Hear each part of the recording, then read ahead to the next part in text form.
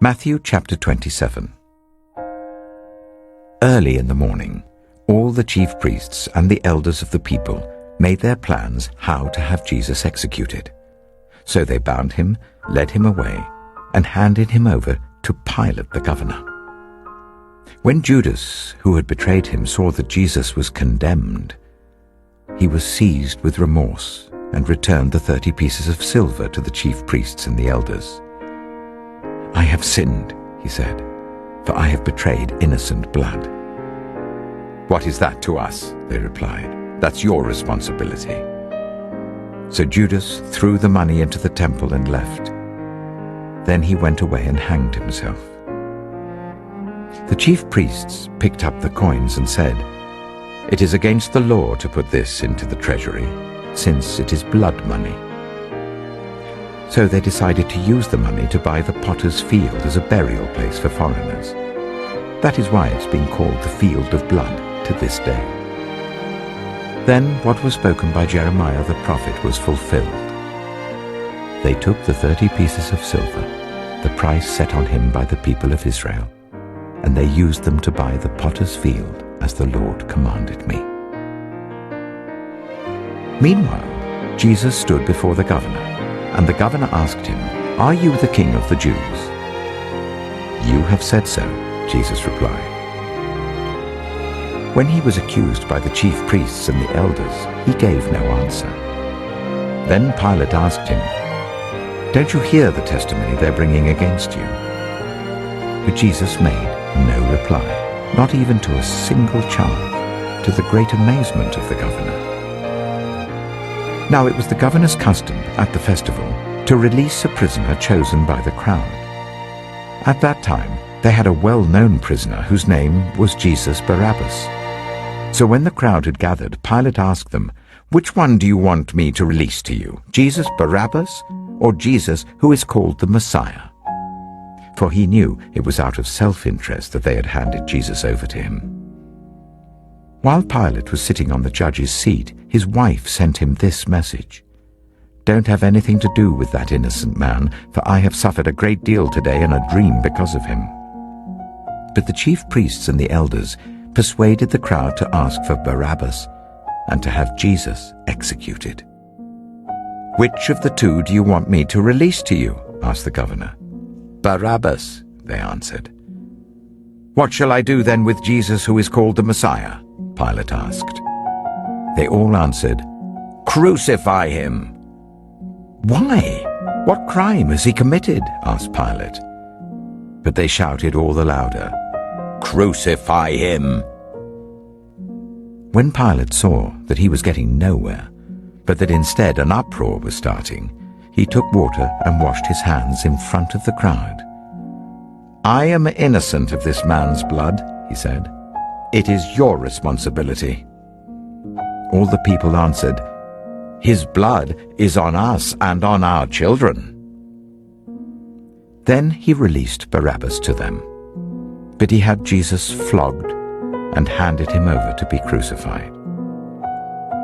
Then the governor's soldiers took Jesus into the praetorium and gathered the whole company of soldiers round him. They stripped him and put a scarlet robe on him, and then twisted together a crown of thorns and set it on his head. They put a staff in his right hand. Then they knelt in front of him and mocked him. "Hail, King of the Jews," they said. They spat on him and took the staff and struck him on the head again and again. After they had mocked him, they took off the robe and put his own clothes on him. Then they led him away to crucify him. As they were going out, they met a man from Cyrene named Simon, and they forced him to carry the cross. They came to a place called Golgotha, which means the place of the skull. There they offered Jesus wine to drink mixed with gall, but after tasting it he refused to drink it.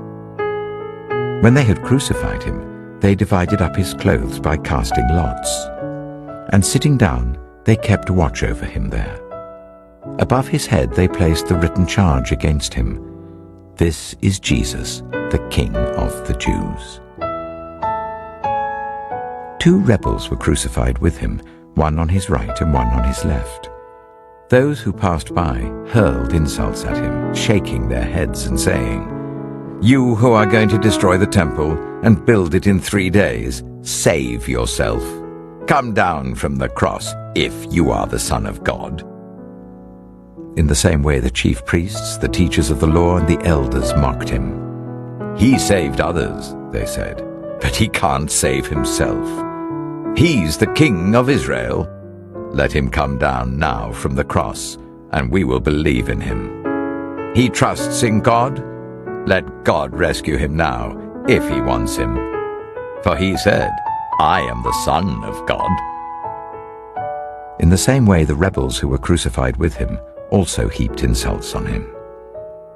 From noon until 3 in the afternoon, darkness came over all the land. About 3 in the afternoon, Jesus cried out in a loud voice, "Eli, Eli, lema sabachthani," which means, my God, why have you forsaken me?" When some of those standing there heard this, they said, "He's calling Elijah." Immediately one of them ran and got a sponge. He filled it with wine vinegar, put it on a staff, and offered it to Jesus to drink. The rest said, "Now leave him alone. Let's see if Elijah comes to save him." And when Jesus had cried out again in a loud voice, he gave up his spirit. At that moment, the curtain of the temple was torn in two from top to bottom. The earth shook, the rocks split, and the tombs broke open. The bodies of many holy people who had died were raised to life. They came out of the tombs after Jesus' resurrection and went into the holy city and appeared to many people. When the centurion and those with him who were guarding Jesus saw the earthquake and all that had happened, they were terrified and exclaimed, "Surely he was the Son of God." Many women were there, watching from a distance. They had followed Jesus from Galilee to care for his needs. Among them were Mary Magdalene, Mary the mother of James and Joseph, and the mother of Zebedee's sons. As evening approached, there came a rich man from Arimathea named Joseph, who had himself become a disciple of Jesus. Going to Pilate, he asked for Jesus' body, and Pilate ordered that it be given to him. Joseph took the body, wrapped it in a clean linen cloth, and placed it in his own new tomb that he had cut out of the rock. He rolled a big stone in front of the entrance to the tomb and went away. Mary Magdalene and the other Mary were sitting there opposite the tomb. The next day, the one after Preparation Day, the chief priests and the Pharisees went to Pilate. "Sir," they said, "we remember that while he was still alive, that deceiver said, 'After 3 days I will rise again.' So give the order for the tomb to be made secure until the 3rd day. Otherwise his disciples may come and steal the body and tell the people that he has been raised from the dead. This last deception will be worse than the first." "Take a guard," Pilate answered. "Go, make the tomb as secure as you know how." So they went and made the tomb secure by putting a seal on the stone and posting the guard.